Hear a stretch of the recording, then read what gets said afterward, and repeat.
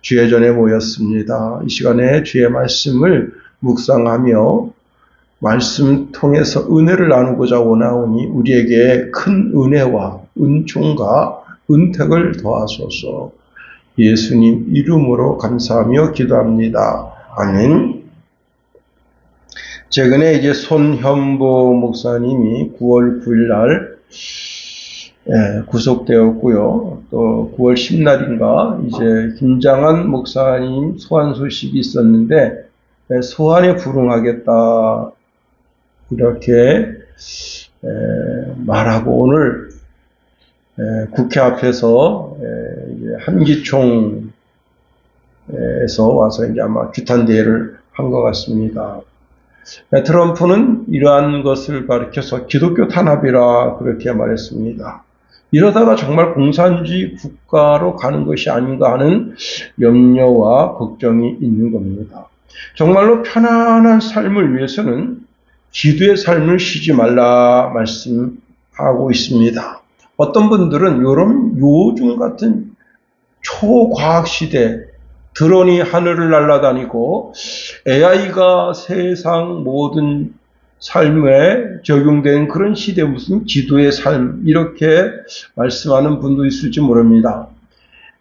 미국의 이제 템플 목사가 캠브리지 대학에 가서 예배를 인도하면서 기도에 응답하시는 하나님 그런 제목 가지고 설교를 했더니 예배 마치고 났을 때 한 학생이 다가와서 목사님께서는 이 과학 시대에 아직까지도 기도 응답이라는 미신 같은 소리를 믿고 계십니까? 우연의 일치를 가지고 그리스도인들은 기도의 응답이라고 주장하는 것이 아니겠습니까? 라고 한참 대들었습니다. 그때 템플 목사가 이렇게 말했다고 전해집니다. 기도가 우연의 일치라고요? 우연일지도 모릅니다. 그런데 학생, 이상한 일이 있습니다. 내가 기도를 그치면 그 우연도 그쳐버리고 만다는 사실입니다. 그러니 기도가 얼마나 중요한 것입니까? 라고 답했다 합니다. 내 삶을 구체적으로 기도하라는 겁니다. 나라도 이제 5개년 계획이라는 것을 세우거든요. 그렇게 해서 우리가 최종적으로 5년이 됐을 땐 나라의 청사진이 이렇게 발전하겠다고 하는 것을 온 국민들한테 발표를 합니다. 하물며 우리의 삶이겠는가 하는 겁니다. 내 삶을 5년씩 이렇게 계산해서 내가 앞으로 5년 안에는 장가도 가고 집도 사고 자동차도 더 좋은 거로 사고 직장에서 또 이렇게 내가 승진해서 어느 정도 올라가 있겠지. 이런저런 것을 꿈꾸면서 또 내가 신앙적으로는 어떤 삶을 살 것인가 하는 것을 계획하는 것. 그런 삶이 우리 속에 구체적인 삶으로 들어와야 한다는 사실입니다. 자, 오늘 본문의 사도 바울은 우리에게 기도의 삶에 대해서 이야기합니다. 1절에 보니까 그러므로 내가 첫째로 권하노니 모든 사람을 위하여 간구와 기도와 도구와 감사를 하되라고 말씀하고 있습니다. 바울은 디모데에게 교회가 세상 속에서 어떤 신앙의 자세를 가져야 하는지를 분명하게 말씀하고 있습니다. 여기 첫째로 그렇게 말하는 것은 순서상으로 첫째라고 하는 그런 뜻이 아니라 가장 중요하다는 거예요. 가장 먼저 해야 할 일이라는 거예요. 교회가 제일 먼저 해야 될 사역이 무엇이냐? 그것이 바로 기도의 삶이라는 겁니다. 기도는 하나님의 국류를 여는 열쇠다. 동시에 사탄의 모든 침입을 막는 자물쇠와 같다는 겁니다. 함께 기도하는 가정이야말로 모든 것을 함께하는 가정이다. 그러나 사탄은 이렇게 저렇게 우리의 삶에서 기도를 빼앗아간다는 겁니다. 샤무엘 차드위크라고 하는 분은 이런 말씀을 주고 있습니다. 사탄의 한 가지 관심은 사람들이 기도하지 못하게 하는 것이다. 사탄은 기도 없는 성경 공부, 기도 없는 봉사, 기도 없는 종교의식에 안심한다. 악마는 우리의 수고를 비웃고 우리의 지혜를 조소하지만 우리가 기도할 때 떤다. 그렇게 고백했습니다.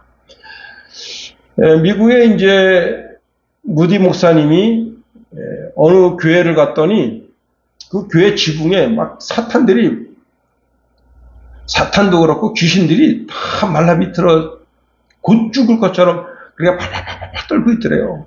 그래서 왜 그런가 하고 그 교회 당 안에 가보니까 기도의 사람들이 나라와 민족을 위해서 이제 목회자와 또 이제 장로님들, 권사님들 위해서 그렇게 기도하는 기도의 용사가 그 교회에 있더라는 거예요.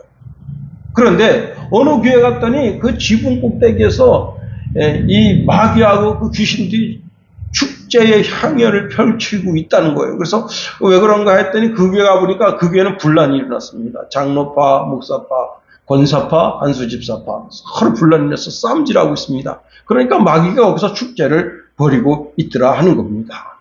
자, 여러분, 우리가 기도의 삶을 놓치면 정말 경건한 그리스도의 삶을 살지 못하게 되는 겁니다. 우리가 오늘 본문에 있는 말씀을 통해서 몇 가지를 한번 생각해 봅니다. 첫 번째는 오늘 본문에 보면 네 가지의 기도의 형태를 우리에게 소개하고 있습니다. 첫 번째는 간구예요. 간구라고 하는 말은 이 긴박한 상황 속에서 어떤 특별한 목적을 성취하기 위해서 하나님께 아뢰는 기도라, 그렇게 말씀을 드릴 수가 있습니다. 다시 말하면 그 기도 제목이 아주 분명한 거죠. 이것이 간구입니다. 다시 말하면 이 기도 제목은 반드시 속히 하나님 들어 응답해 주셔야 할 것입니다 라고 하는 그런 울부짖음의 기도다. 여러분, 특별히 여러분, 병든 자의 치유, 연약한 자의 회복, 억눌린 자의 자유, 귀신 들린 자, 여러분 즉각적으로 주님이 개입하셔서 그 귀신 들림을 해결해 주시고 또 병마에서 빨리 놓여서 정상적인 삶으로 돌아가고. 제가 이제 전도사로 있을 때 그때 청년회장 아버님이 어떤 일이 있었는가 하면 3일을 앉은 거예요. 3일. 사람이. 왜 3일을 앉았는가 하면 그 이제 직장이 어디쯤 있었는가 하면요. 청량리 쪽에 있었는데 거기서 이제 그 액세서리 같은 걸 해서 유럽으로 수출을 하는 거예요. 근데 물량을 못 맞추니까 그 물량을 맞추기 위해서 이분이 공장장이면서 이제 그 사실은 거기 사장 역할을 해요. 근데 이제 회장이 이제 전화가 와가지고 물량이 지금 현저하게 모자란다. 그러니까 어느 날까지 물량을 맞춰라 그러니까 24시간 돌린 거예요. 그런데 3일을 앉았어요. 4일째 딱 되는 날 이분이 바보가 된 겁니다. 야, 전화가 왔어요. 전사님, 큰일 났습니다. 예배 드리다가 이 청년회장이 그냥 간 거예요. 예배 드리다가. 전화 받고 쓰러졌다는 거예요. 쓰러졌는데 거기에 제일 가까운 데에 경희 의료원이 있거든요. 거기 갔는데 아무도 못 알아봐요. 그 아들만 알아봐. 와. 그게 어떡합니까? 교회가 그분이 또 신앙생활은 안 해요. 그래서 그래도 그분을 위해서 집중적으로 그때 기도했습니다. 난 5일 정도 됐는데 돌아오긴 돌아왔는데 정상은 아니에요. 하여튼 큰아들만 알아봅니다. 자기 아내도, 그리고 이제 그 딸도 있고, 그 다음에 이제 막내도 있는데 못 알아봐요. 누구시죠? 이렇게. 근데 공장 또 관계자는 또 알아봐요.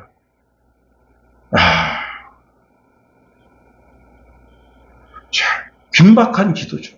그 다음에 두 번째는 기도예요. 기도. 자, 기도라는 것은 뭐냐면 하나님께 드리는 일반적인 기도, 경배와 교제를 포함한 그런 기도입니다. 우리 삶 전체를 하나님께 올려드리는 기도. 이것은 예배 중심 또는 신앙 중심. 세 번째는 도구예요. 도구는 다른 말로 말하면 중보 기도라 할 수 있어요. 나 말고 다른 사람을 위해서 기도해 주는 거죠. 특별히 여러분 아브라함이 조카 롯을 위해서 기도하잖아요. 조카 롯이 소돔과 고모라 성을 선택해 갔는데 하나님이 그 성 심판하시겠다 그러니까 자연히 기도가 나오죠. 하나님 그 성에 의인 50명이 있으면 그 50명으로 인해서 그 성을 심판하시겠습니까? 이렇게 중보의 기도가 나오는 거예요. 네 번째는 뭐냐면 감사의 고백입니다. 여러분, 우리 삶에 감사가 없어지면 불평, 불만밖에 남을 게 없어요. 제가 이제 우리 김 장로님하고 매일같이 카톡을 주고받는데 제가 늘 감사해야 될 말씀을 드립니다. 장로님 감사하세요. 감사하면 천국되면 천국되지만 불평하면 지옥됩니다. 범사에 감사라고 우리 명령받고 있습니다. 감사하세요. 우리가 기도로도 감사, 찬양으로도 감사, 말씀으로도 감사, 또는 제물로도 감사하는 삶. 그렇습니다. 자, 이 네 가지가 균형 있게 잡힌 성도의 기도의 삶이 있어야 된다는 거예요. 간구, 기도, 도고, 감사. 네 가지. 네 가지가 균형 잡히게 하나님 앞에 늘 올려줘야 한다는 겁니다. 때로 우리가 긴박한 기도를 올려드릴 때가 있죠.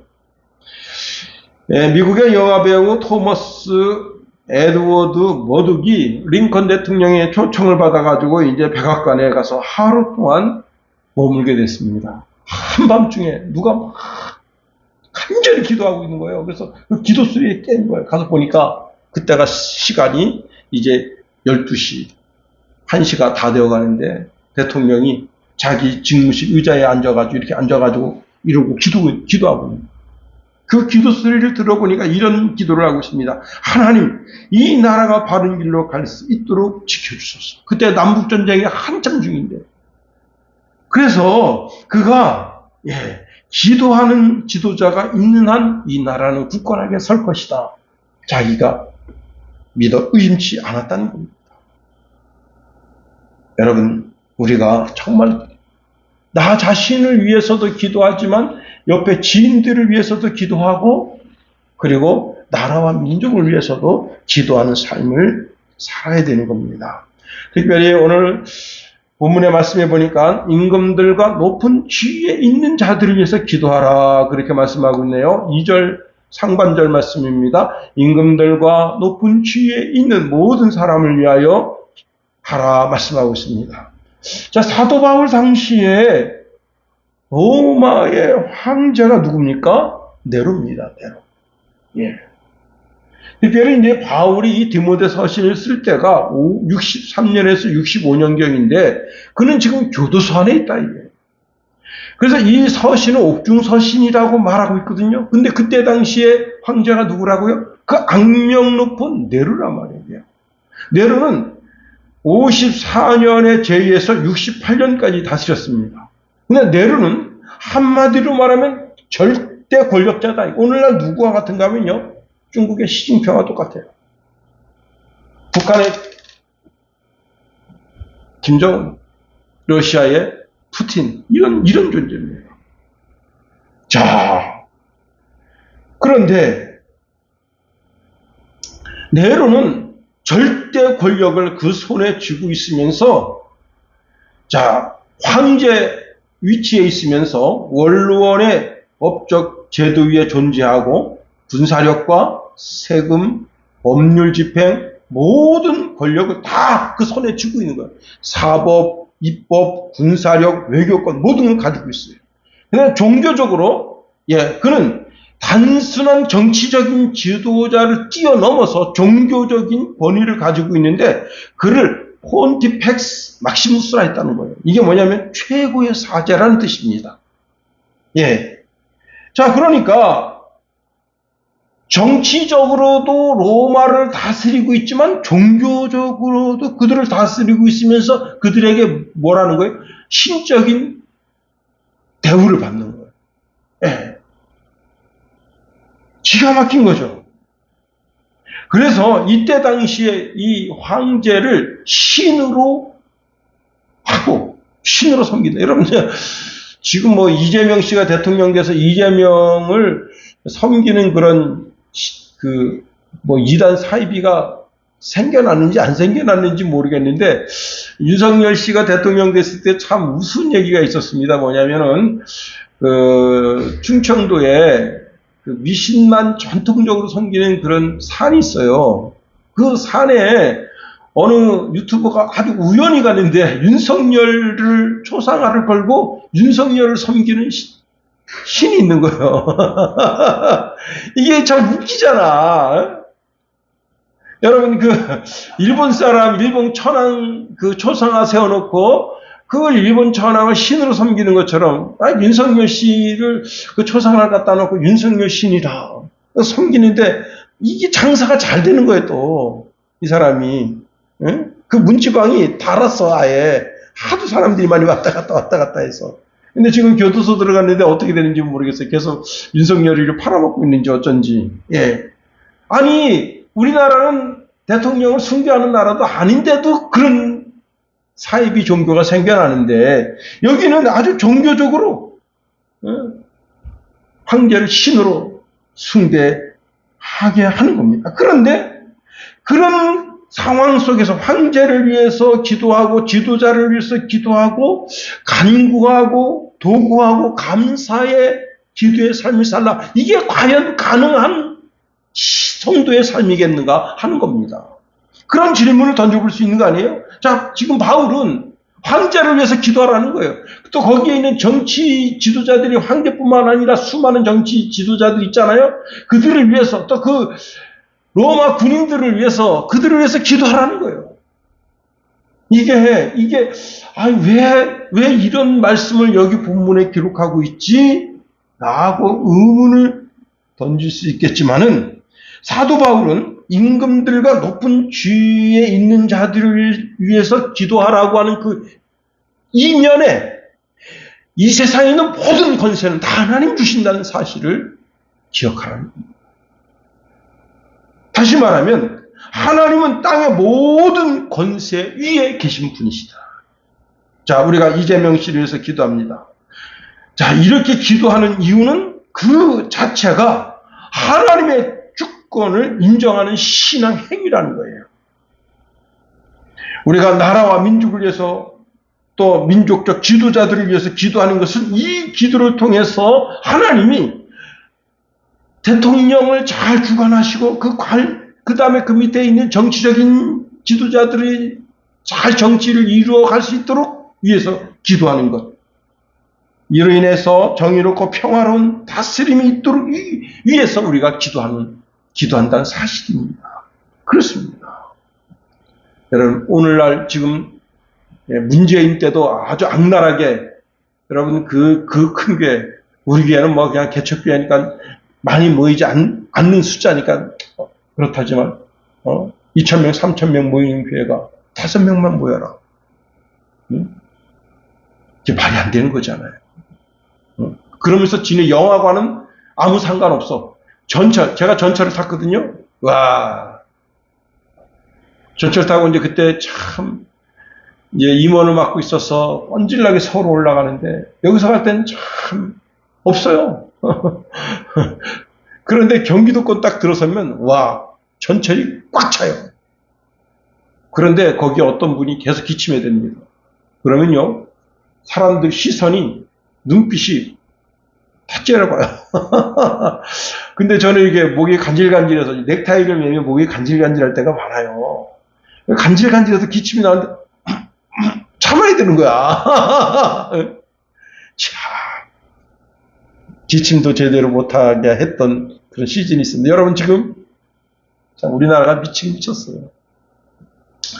미국에서 이제 코로나 주사 있잖아요. 다 지금 가짜로 판명됐대요. 오히려 그 주사를 맞게 되면 엉뚱한 뭐가 생겨가지고 몸의 건강이 더 나빠진대. 그런데 우리나라는 지금요, 그 백신을 어마어마하게 사들이고 있어요, 또. 왜 그런 거예요? 미국에서는 못 맞게 합니다. 그 쓰레기를 지금 어마어마하게 돈을 들여서 사들이고 있어요.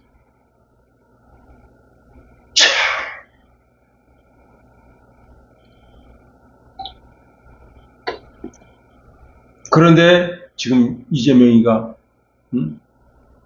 권력을 동원해서 지금 교회를 조직적으로 핍박하려고 달려들고 있습니다.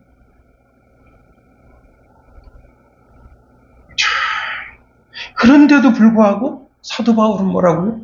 위에 있는 권세자들을 기도하라.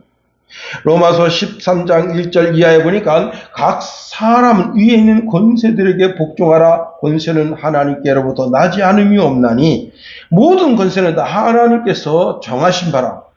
그러므로 권세를 거스리는 자는 하나님의 명을 거스림이니 거스르는 자들은 심판을 자취하리라 말씀하고 있습니다. 여러분, 이재명 씨가 어떤 사람이요? 여러분, 5개 심판을 받다가 심판이 지금 정지된 상태예요. 그리고 대통령 자리에 올라가는데 부정선거로, 저는 부정선거로 됐다고 확신합니다. 제가 부정선거 그 영화를 봤거든요. 와, 5,000표가 이게 그 김문수 씨로는 하나도 안 가요. 5,000표가 딱 넘어가는데 그 감시관이 5,000표 딱 이거 다시 한번 시험봅시다. 그랬더니 그 사람이 컴퓨터를 껐다 켜요. 그러면서 다시 김무순 쪽으로 표로 가. 이게 웬일입니까? 참 기가 막혔어. 그래도 우리가 어떻게 해요? 이재명을 기도하나. 왜? 이재명이를 내신 분이 하나님입니다.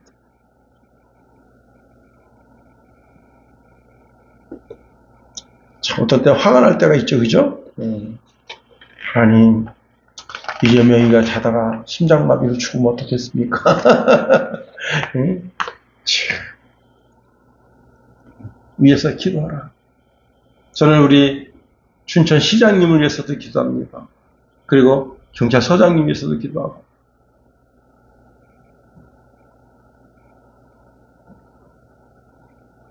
제가 속해 있는 또 클럽을 위해서도 기도하고, 우리 형제들을 위해서 기도하고, 또 우리 처가의 형제들을 위해서 기도하고, 쭉 위에서부터 김선종서부터 쭉 해가지고 김선주까지, 우리 또 최철 장로서부터 시작해가지고 우리 김우병까지, 또 그 자녀 자손들을 놓고 하나씩 하나님 기도.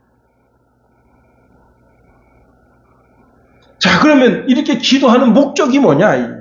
왜 이렇게 기도하라고 하느냐? 기도의 목적을 2절 하반절에 말씀하고 있습니다. 우리 2절을 다 같이 한번 읽어봅니다. 시작. 임금들과 높은 지위에 있는 모든 사람을 위하여 하라. 이는 우리가 모든 경건과 단정함으로 고요하고 편안한 생활을 하려 함이라. 예, 그렇습니다. 자, 왜 우리가 이런 기도의 삶을 살아야 되느냐? 그 목적이 뭐냐면 첫 번째는 고요하고 편안한 생활을 위한 거라는 거예요. 자, 여러분, 나라가 전쟁이 났습니다. 이 왕이 쓸데없는 잡생각 가지고 쓸데없이 전쟁을 일으키는 거예요. 왕이 전쟁을 일으킬 때 왜 전쟁을 일으키냐면 자기 수치와 치부가 드러나려고 하면 여론을 다른 데로 돌리기 위해서 엉뚱하게 전쟁을 일으킬 수가 있는 거예요. 임진왜란도 그와 비슷하잖아요. 일본 내부에 있는 그 불만이 막 치솟으니까 그걸 어디다 폭발할 데가 없어. 그래서 조선이라는 타켓을 만들어가지고 거기다 대고 그 불만은 쏟게 하는 거 아니에요. 응? 그런 것처럼. 야, 여러분, 지금 우리나라가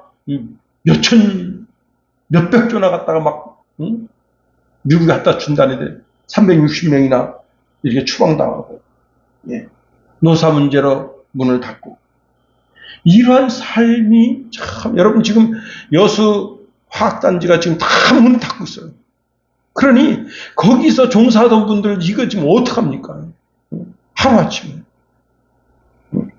참, 고요하고 편안한 삶을 위해서 전쟁이 없고 사회적 갈등과 긴장이 없는 그런 편안한 근심 걱정이 없는 신앙의 삶을 누리기 위해서 우리가 하나님께, 하나님 이 나라를 하나님의 정의로 다스려 주옵소서, 그렇게 기도해야 된다는 거예요. 더 나아가 모든 경건과 단정함을 위해서 기도해야 된다는 겁니다. 자, 그리스도인들의 신앙과 고상한 성품, 또 도덕적 선행, 일반적으로 이제 경건이라고 하는 것은 뭐예요? 하나님에 대한 나의 신앙의 자세죠. 그리고 단정함이라고 하는 것은 사람들 앞에서 드러나는 내 성품, 절제된 행동이라 할 수 있습니다. 여러분, 그리스도인들이 그냥 위에 권세 있는 자들에게 아부나 떨고 비참하게 그런 삶 살면요, 그건 정말 옳은 삶이 아닌 거예요. 할 얘기는 하고, 윗사람이 잘못했으면 윗사람 잘못하면 지적하고, 그리고 나도 그런 잘못을 저지르지 않으려고 정정당당한 그런 신앙의 삶을 살아야 되는 겁니다. 최영종이라고 하는 분이 있습니다. 자, 그 아들이 엄청나게 부자였었어요. 이 집이 엄청나게 부자였었는데 아버지가 재산을 팔아가지고 다 자꾸 딴 데도 빼돌립니다. 그래가지고 자기는 정말 너무 가난하게 사는 거예요. 어마어마한 부잣집 도련님 소리 듣다가 하루아침에 여러분 전답이 다 날아가고 선산이 다 날아가고, 그리고 자기가 정말 고려등 같은 기와집에 살고 있었던 그 기와집이 날아가고, 그래 아버지는 자취를 감춰버렸어요. 그리고는 자기는 그때부터 동네 거지랑 같이 살아요. 그래가지고 막 아버지를 그렇게 원망하며 살았어요. 그런데 아버지가 돌아가셨습니다. 아버지가 돌아가셨을 때 조문객이 무려 10만 명이에요. 깜짝 놀랍니다. 아니, 아버지가 그 전 재산을 털어서 무슨 일을 했나 보니까 동네 거린들, 고아들, 그 사람들 먹여 살리고, 나라가 일본으로 넘어가게 되니까 이 최영종이라고 하는 분이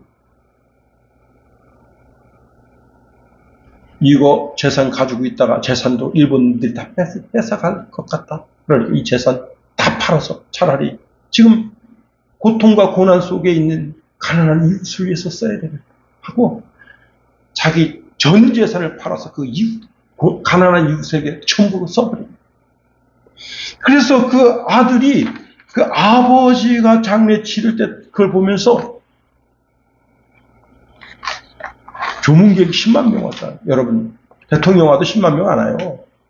대통령 죽어도. 응? 모르시죠? 이재명처럼, 지금 대통령 되고 나서 아들 결혼시켰더니 지금 통장에 180억 들어왔대요. 나도 대통령이 날 거 그랬어. 그 아들 결혼시킨다고 그냥, 계좌번호 딱 알려주니까. 처음에는 뭐 그날 당일날 들어온 게 뭐 1억 8천 들어왔다니 그랬더니 지금 180억, 190억 들어왔대요. 그런데 지금 이재명이가 지금 뭐라고 했습니까? 고통당한다. 아들 이 가짜뉴스 때문에 고통당한다. 이런 소리 나고. 네. 최영종 같은 분. 여러분, 오늘 이 시대 우리 그리스도인들이 나라와 민족을 위해서 기도해야 돼요. 다른 사람들이 우리를 위해서, 여러분, 그 미국의 한 선교사님이 조선이라는 나라가 있는데 그 조선이라는 나라가 그 쇄국 정책을 통해 가지고 나라 빗장을 꽉 잠궜다. 그래가지고 그 조선이라는 나라가 뭐 동방에 뭐 새벽별 같은 뭐 그런 시도 있고 그렇잖아요. 다 뻥이에요, 다 뻥. 조선이 그냥 폐쇄에다가 꽉.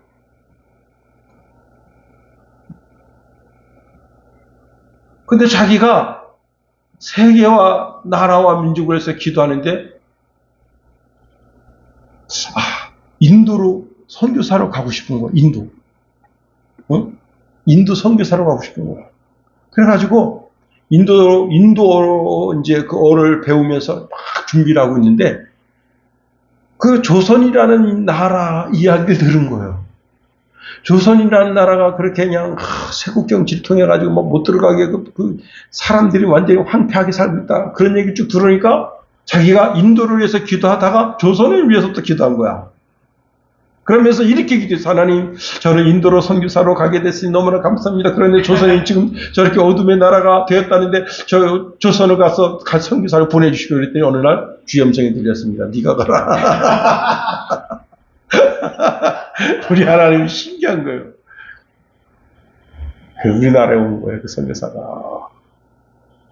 실제 있었던 일이에요.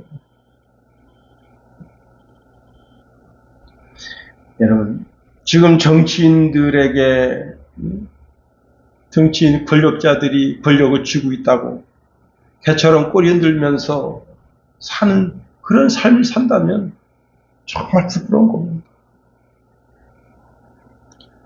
친일파와 별반 다를 바가 뭐가 있냐. 우리 나라와 민족을 위해서 기도하면서 하나님의 정의가 이 땅에 다시 흐르기 위해서 기도해야 되는 겁니다. 나단은요, 무명의 목사였어. 그런데 다윗에게 가서 다윗의 죄를 깨우쳐 줍니다. 그는 자신의 죄악을 깨닫고 바른 길로 돌아서게 된 겁니다. 로마서 13장 3절에 이렇게 말씀하고 있네요. 다스리는 자들은 선한 일에 대하여 두려움이 되지 않고 악한 일에 대하여 되나니 내가 권세를 두려워하지 아니하려느냐? 선을 행하라. 그리하면 그에게 칭찬을 받으리라. 이 권세자들이 두려운 게 뭐가 두렵냐면 선을 행하는 사람이 두려운 거예요. 악을 행하는 사람 두려워하지 않아. 왜? 권세를 잡고 있으니까 그냥 막 갖다 폭력으로, 옛날 노무현처럼 정경 집어넣어가지고 막 다리 부리고 죽여버려요. 그렇게 할 수 있다는 거예요. 그러나 선을 향하는 사람은 두려워하는 거예요. 그 선을 향하는 사람이 누가 되어야 되는 거예요? 오늘 그리스도인들이 되어야 돼요. 나라 민족을 위해서 기도하고 대통령을 위해서 기도하고 정청래를 위해서 기도하고 그렇습니다. 성도가 불의에 항거하고 불복종하는 것은 성도의 의무다. 세상의 권력을 두려워하면서 비굴한 태도를 취하는 것은 옳은 성도의 삶이 아니다 하는 겁니다. 하나님의 나라의 시민으로서 할 일을 해야 되는 거예요. 성도는 세상 권력자들을 존중하고 그들 앞에서 경건한 삶의 자세를 가져야 하지만 절도 있고 품이 있는 성도의 자세를 잃어버리면 안 된다.